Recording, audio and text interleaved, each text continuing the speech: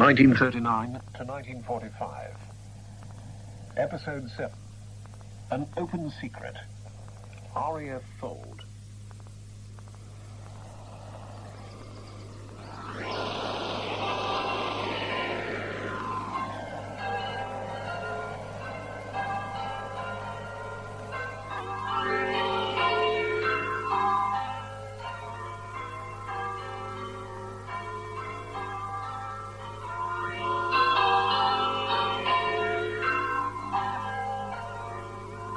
The bombs were stored just like beer barrels at Barton, and we used to run along the top of these bombs instead of getting ladders and steps. We used to think nothing of it until it was about 3 parts full of bombs, and then we used to talk amongst ourselves, well, what would happen if it ever went up, but it'll never go up. I mean, it's just impossible, it won't go up. That's how we used to talk.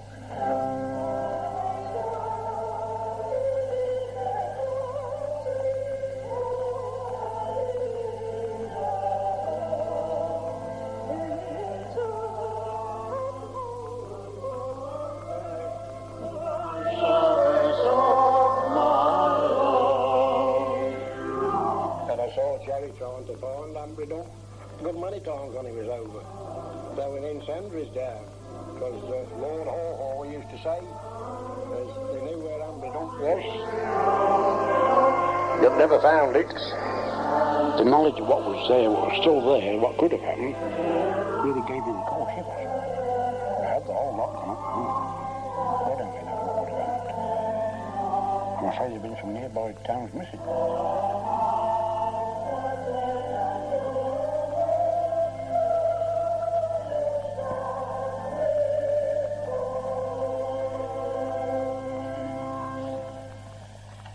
Let us remember those who lost their lives in the fall explosion on the 27th of November 1944. John Appleton, Edward Barker, James Beard, Joseph Bell, Fred Bowring, James Bassington, Harold Carter, Frank Cartwright, Reginald Cartwright, Fred Campbell, Sidney Chawner. Late in November 1944, in a sleepy Staffordshire hamlet that even the Second World War had failed to trouble overmuch, there occurred the biggest ever explosion in Britain. It claimed 70 lives, brought grief to the tiny community, destroyed many buildings, some of historic interest, devastated much land, and became one of the most mysterious events to occur in wartime Britain. The explosion took place at the base of number 21 maintenance unit, RAF Fold, in a long-disused gypsum mine, officially classed an open secret. The ministry took over what we used to call the old part of the mine. It was not, they'd got all the stone out that was safe to get out. They started clearing it all out, which took months and months of tubs of rubble done by 200 men working night and day 7 days a week. Then they started to concrete inside where the roof wasn't safe, to shore the roof up with steel girders, and of course clean all the big caverns out so they could put the bombs inside. Bill Phillips, recalling the construction of the bomb dump in 1937 as part of a rapidly developing requirement for ammunition storage space as war loomed ever nearer. Quickly, the old mine was converted into a maze of small caverns some 90 feet below ground, and eventually had space to house 20,000 tons of high explosive bombs, maintained by over 1,000 workers.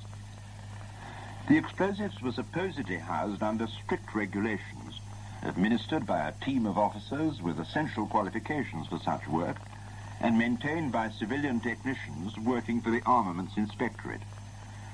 To servicemen and civilians alike, there seemed nothing unusual about the morning of November the 27th, 1944, a day that will always be remembered by leading aircraftman Alfred Gibbard. Well, that Monday morning, I went down there whistling like everyone else. Whistling and singing and talking about our short weekend leave. Saturday in time till Sunday midnight at 23:59. And a friend of mine from London, I had given his son a piggyback ride, etc. He said, that son will be the death of me. I didn't know it was going to be the death of him that morning. Of course, we were all quite happy. No one realised that in the later stages of our lives, some of us, and none of us realised that very morning that we'd never meet again. Back at the scene of the disaster, over 35 years later, former military policeman Arthur Goodwin recalled the moment of the explosion, which occurred shortly after 11 a.m. I came in here, this place. There's a table, the table's here. I put the jug on the right centre of the table when the vibration started under my feet. And it got that severe, like waves, deep waves. I couldn't stand. The table was rocking. The slates on the roof was rattling. After this, there's two violent explosions. I go to this door. The sky is black as night. It had been a lovely day, lovely morning, frosty air. I looked across from the door. The debris, explosives, was dropping across here.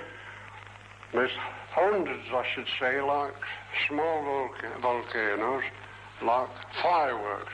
They could be anywhere from up to 500. All one mass.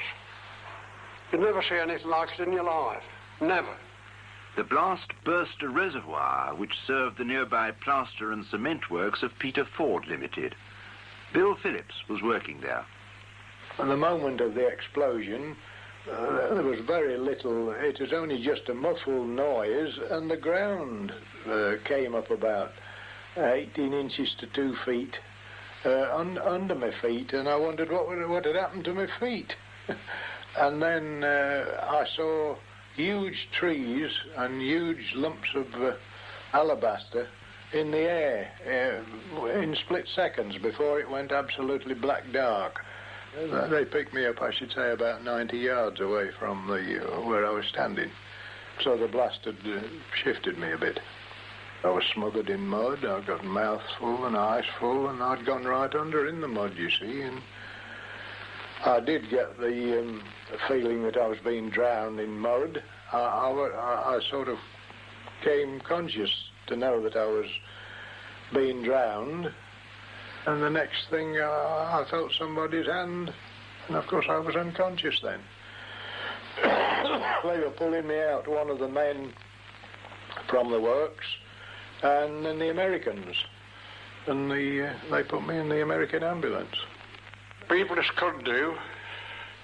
They're going as fast as they could down the road on bicycles.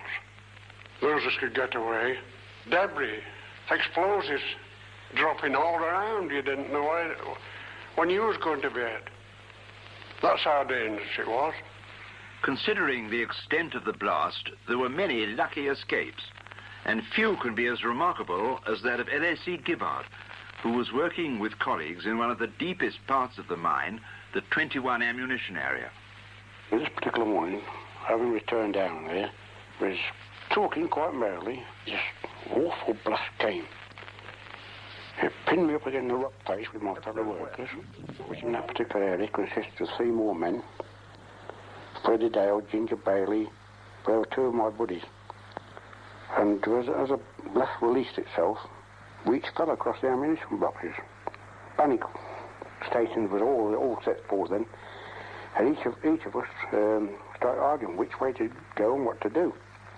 But Freddie was a rather sensible fella. And he said, "Now calm down, lads. So I know where there's a light. I said, I know where's one of the little diesel trains that take the small trucks of ammunition, bombs, to and from Scotland sidings. Because if we can locate that, we can find our way out." And he said, "But for God's sake, keep down low. There's no air. Blow no oxygen out of the place in the air." Don't waste your breath. Breathe slowly and carefully. He said, follow me. We each connect ourselves up by hanging onto each other's tunic. We saw a spot of light at the end of the tunnel. So Fred says, come on, lads. We're out, we're free. And we passed old Jock leaning up against the wall. And I said, come on, Jock, you come with us and all. And I touched him, he fell over, he was already dead. Freddie said, don't stop for him. And we got to the opening, the entrance, and we found it was almost blocked with clay which had been pushed up against the entrance. But there was a hole, which I'd say was no more than a foot in diameter, in which we could see daylight through. Well, needless to say, we all made a rush for that, clawing at the clay with our bare hands to make the hole bigger. We passed through this hole into the open air. There were two huge areas of incendiaries, stacked to the height of about 6 foot with tarpaulin over them. And a gap of no more than 4 to 4.5 feet in between each stack. And these were burning furiously. So we'd also got to pass through that small gap of burning incendiaries to get completely clear. But we passed through this, and whilst passing through them, the heat was that severe that our tunics scorched on our backs. Went to the lower part of the camp, reported to the warrant officer, who would not believe that we'd actually come out there alive. He said, no one's come out there, no one's come out alive from there. I said, you beg your pardon. I said, there's 5 or 6 of us come out of there. Early efforts to locate the dead and injured were frustrated by the lack of emergency equipment and by fires and deadly carbon monoxide gas which accumulated in undamaged areas. Away from the mine, the damage was equally devastating in some areas. A farm which had stood on a hill overlooking the huge crater which had been formed by the explosion was completely atomized. The plaster works were destroyed, and in Burton and Tutbury, thousands of windows were broken as the area was rocked by the blast. But it was the village of Hanbury, 1 mile away, which bore the brunt of the explosion. John Hardwick, who was farming nearby, recalls the scene. Across towards the explosion, which lies to the east side of the Hanbury-Hounslow Road, we went down by the village hall. The village hall then was a wooden hut, and this had been completely destroyed. Piano keys were littering the ground, but a pot cupboard, which had been moved certainly 50 yards, had crockery in it which was unbroken. We walked on about 300 yards to a farm that we knew well, a farm of about 80 acres. There was a 3-bay Dutch barn which was full because it was the beginning of the winter. This was blazing, obviously out of control, and the impact of what was happening can be realised because nobody cared about this barn. It just didn't matter that a 3-bay barn was on fire. We then walked across towards the crater. In the field towards the crater was an air shaft, which was the lifeline to the gypsum mine which was being used at the time, where we would expect people to come out if they were alive. And even as we got to it, a man that we knew well, Bill Watson, who had lived in Hanbury all his life and who I suppose was about 40 years of age at the time, came out, and the landscape had so changed that he had no idea where he was or which way to start walking towards his home. And he was full of tears because at the bottom of the shaft were people that he'd worked with all his life who were dead. Gas had gone through the mine, and a lot of people had been killed. The day went on in this vein. It was sort of caring for the people who had lost relatives or who as yet had not seen relatives and who were waiting for them to come home. It was a matter of caring for widows, some of them with fairly large families, and making certain that in their grief they were at least cared for physically on that first day of the explosion. The blast was heard for miles around. Windows were cracked as far away as Coventry and Cheltenham, and the explosion even registered in Casablanca. From over 100 miles away, William Pfaff, on an RAF training exercise over the North Sea, witnessed the event. When that position was in the region of the Wash, I looked away from the radar screen and casually glanced over the port wing. It must have been an almost cloudless day, for in the far distance and at low level I saw a huge billowing mass of grey, black and white cloud seething with numerous cauliflower tops. Several seconds later, further eruptions could be seen coming from the western side of the cloud. The whole mass grew in size, both horizontally and vertically. At this stage of the war, enemy air action over this country was very limited, and so one wondered what sort of a disaster had occurred and how it occurred. With more injured being recovered and the death toll mounting steadily, the people of Fold had little for which to be thankful. However, it was soon realized that only 1/3 of the explosives in the mine had been detonated, some 3,500 tons. An investigation into the cause couldn't be launched while the mine was unsafe, and the South Derbyshire Mines Rescue Team set about the grim task of recovering the many bodies still trapped underground. Villagers congregated around the camp, waiting for news of the dead and missing. John Hardwick was one of the first people to witness the full impact of the horror. The actual crater, which was made at the time of the explosion, was a terrible sight. It was sheer, virgin soil stretching down, cone-shaped, about 90 foot into the ground, and at the bottom it was possible to see the miniature railway lines which had been used to bring the alabaster out of the mine.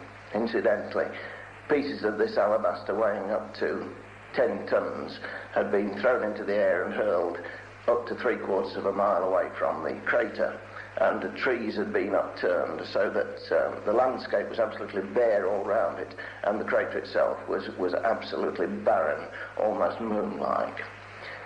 300 acres was totally destroyed, and where this land had been, there was a crater which was certainly 1/4 of a mile across, and which we learned later had pushed out 97 million tons of soil.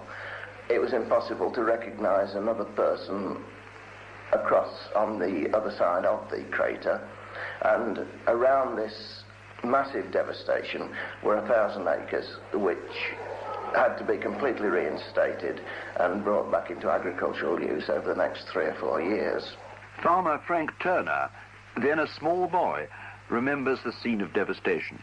I remember going up there, my father took me up, and it was just as if somebody had been with a giant plough and ploughed the whole lot, and there was an oak tree, I presume it was, and the root was sticking up in the air like a mushroom. Because there was a lot of cattle and things killed, there was cows killed. But I know we were on evacuation orders for some time, for several days, because it was only a very small compartment that actually exploded. And they said if the whole lot had have exploded, it would have devastated an area of 5 miles radius, like it did the half-mile radius that it did actually devastate. And we were on evacuation orders for a week or 10 days until the Americans got this fire under control and started to empty it. But afterwards, they were emptying it for months and months.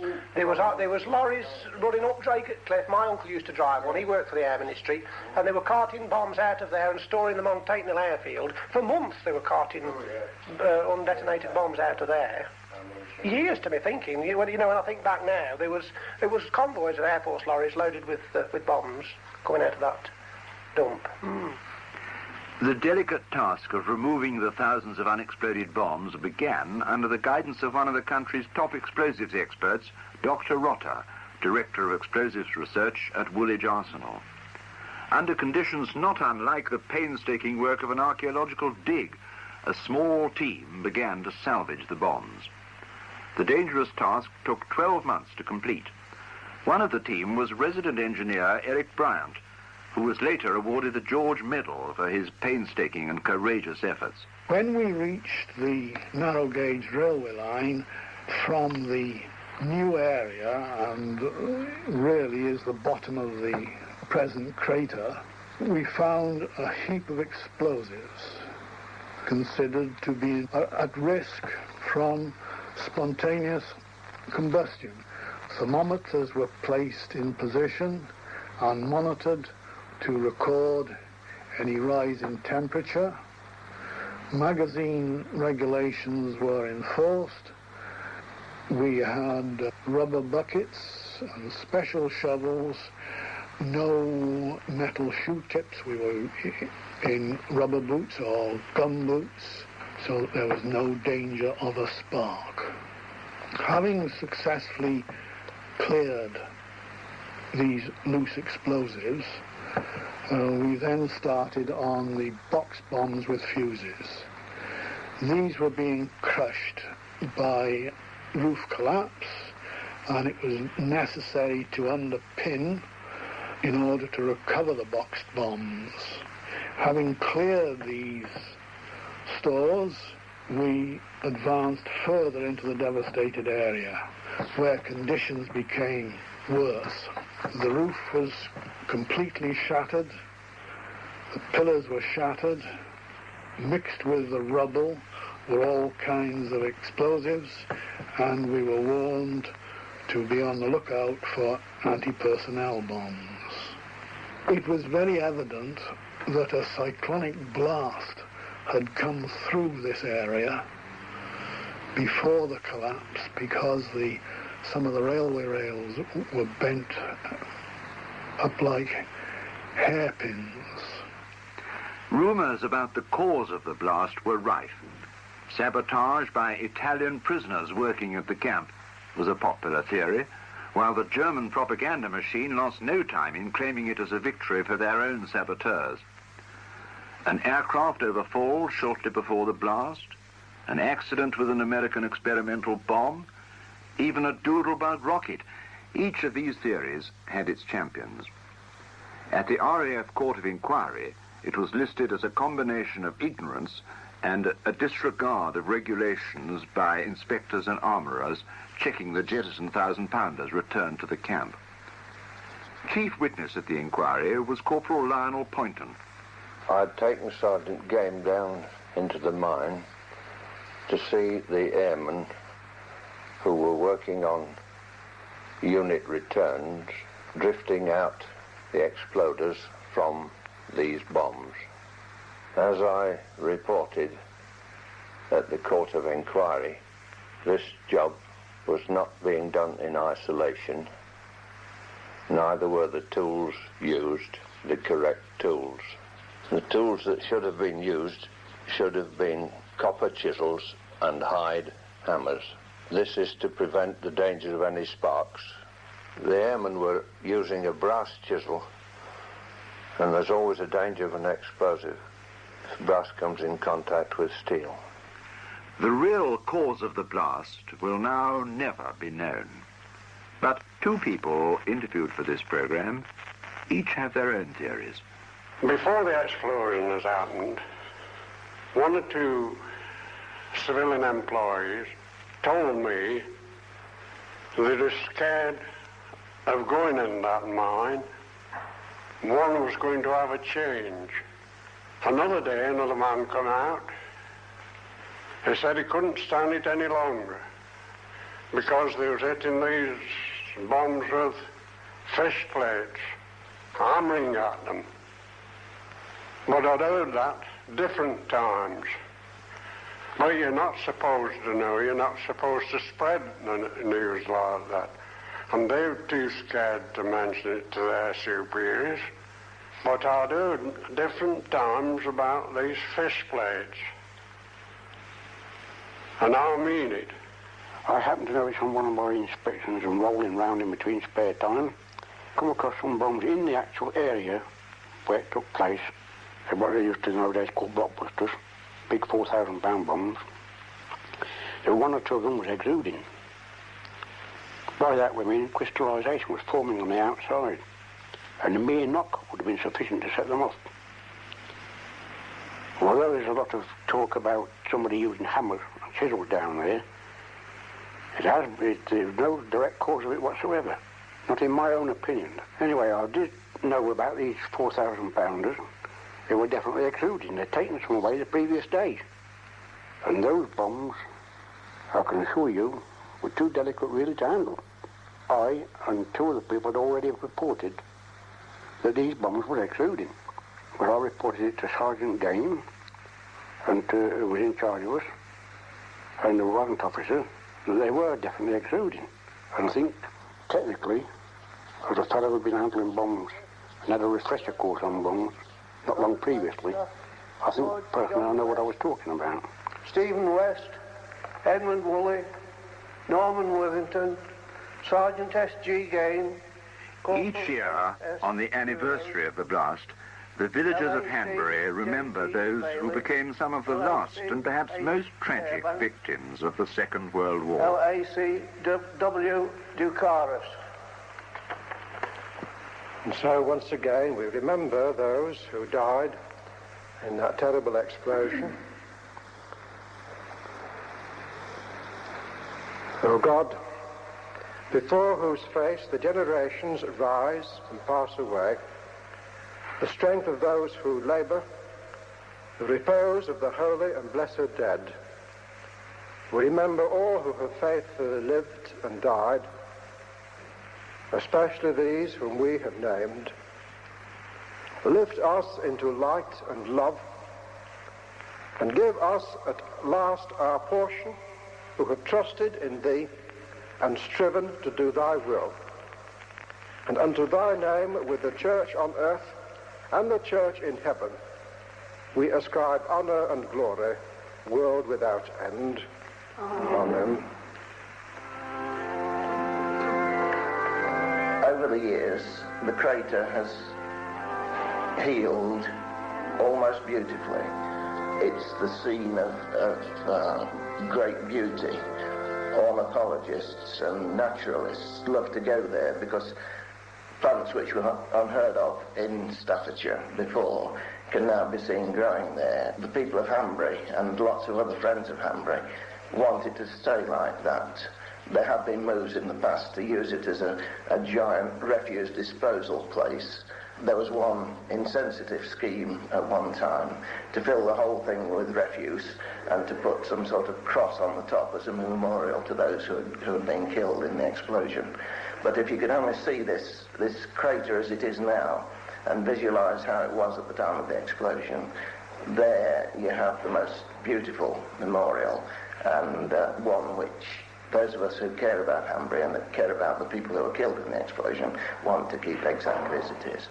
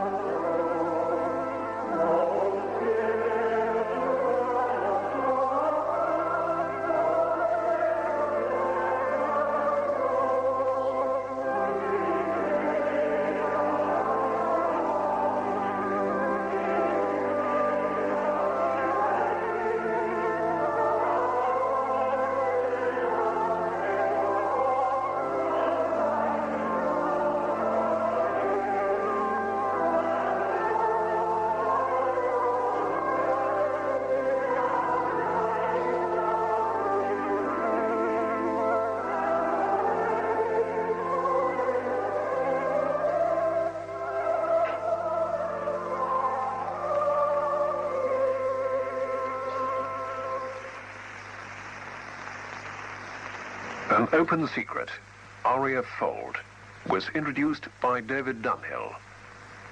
Series advisor Anton Ribbon. The Home War was produced by Simon Shaw and Ashley Franklin.